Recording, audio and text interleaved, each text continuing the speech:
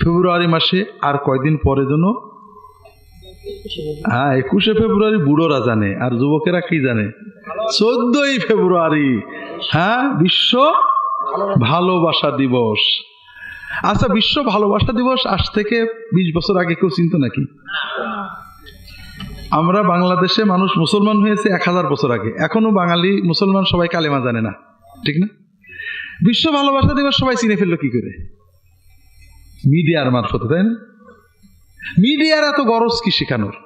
কারণ মিডিয়া বাণিজ্য করে, আমাদের রাষ্ট্রটা নিয়ন্ত্রণ করে, আমাদের জাতি বিশ্ব নিয়ন্ত্রণ করে আন্তর্জাতিক বাণিজ্যিক সাম্রাজ্যবাদ। অল্প কিছু মানুষ কোটি কোটি কোটি টাকার মালিক, তাদের কাজই হলো টাকা চুষে নেওয়া, টাকাতে পেট ভরে না, মরে যায়। এই মানুষগুলো আমাদেরকে এক্সপ্লয়েট করছে। বিশ্ব ভালোবাসা দিবস, প্রথম কথা এই নামটা হলো একটা জালিয়াতি। ইংরেজিতে বিশ্ব ভালোবাসা দিবস বলে কিছু নেই। ইংরেজিতে নাম কি? Saint Valentine's Day. এর বাংলা অর্থ হলো সাধু অর্থাৎ বাবা ভ্যালেন্টাইনের ওরস। এটা হলো একটা খ্রিস্টানদের ধর্মীয় দিবস। সেন্ট ভ্যালেন্টাইন্স তো আমাদের কোনো পিসেব, ঠিক না? কাদের পিসেব? খ্রিস্টানদের গুরু দেবতা সেন্ট। আপনি যদি সরস্বতী পূজায় অংশ নেন, মুসলমান থাকবেন? তাহলে আপনি সেন্ট ভ্যালেন্টাইন্স দিবসে মুসলমান থাকেন কি করে? এটা তো খ্রিস্টানদের একটা দিবস। আর এই খ্রিস্টানদের দিবসটাকে আমাদেরকে গেলানোর জন্য এর নামটা পাল্টে বিশ্ব ভালোবাসা দিবস। এটাও মিডিয়া, কথা বলছেন? এটা কখনো বিশ্ব ভালোবাসা দিবস না, এটা খ্রিস্টানদের একটা ধর্মীয় দিবস। 3 নম্বর হলো ভালোবাসা ভালো জিনিস। ভালোবাসা দিবসে কেউ কি বলে যে মাকে ভালোবাসতে হবে, দেশকে ভালোবাসতে হবে, গরিবদেরকে ভালোবেসে তাদেরকে কিছু টাকা দিতে হবে, বলে নাকি? কারণ এই ধরনের কথা বললে, যদি ভালোবাসা দিবসে আমরা পিতামাতার ভালোবাসার কথা বলি, দেশের ভালোবাসার কথা বলি, গরিবের ভালোবাসার কথা বলি, তাহলে তো আমাদের স্বাধীনতার সার্বভৌমত্ব নষ্ট হয়ে যাবে, ঠিক না? ঠিক।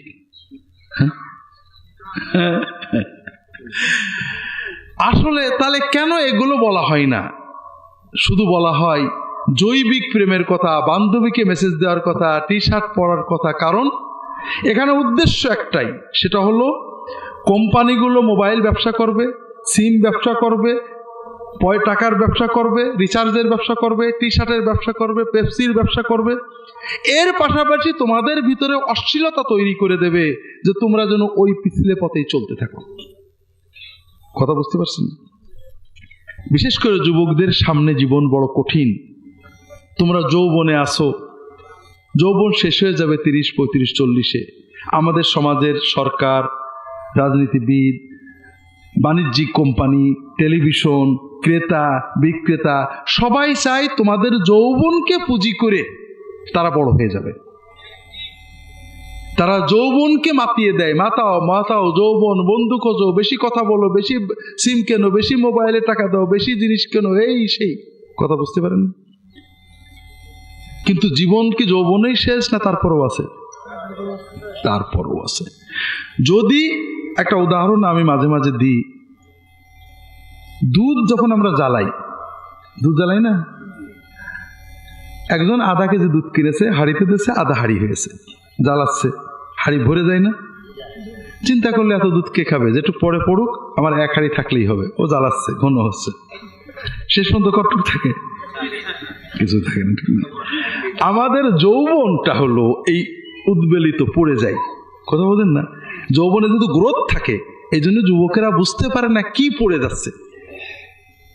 কিন্তু যখন যৌবন পার হয়ে 40, 45, 50-এ যাবে, তখন দেখবো অনেক কিছু হারিয়ে গেছে। এই জন্য পাতিলে আর কিছু নেই। এই জন্য যৌবনে সচেতন হতে হবে। তুমি যদি যৌবনকে উপভোগ করতে চাও, কোনো কিছু শোনা লাগবে না, যৌবন আনন্দেই যাবে। যৌবনে মার খেলে ব্যথা থাকে না, কষ্ট পেলে ভুলে যায়, বন্ধুরা একবার ফুর্তি করলে সব ব্যথা ভুলে যায়, যৌবন ফুর্তিতেই যাবে।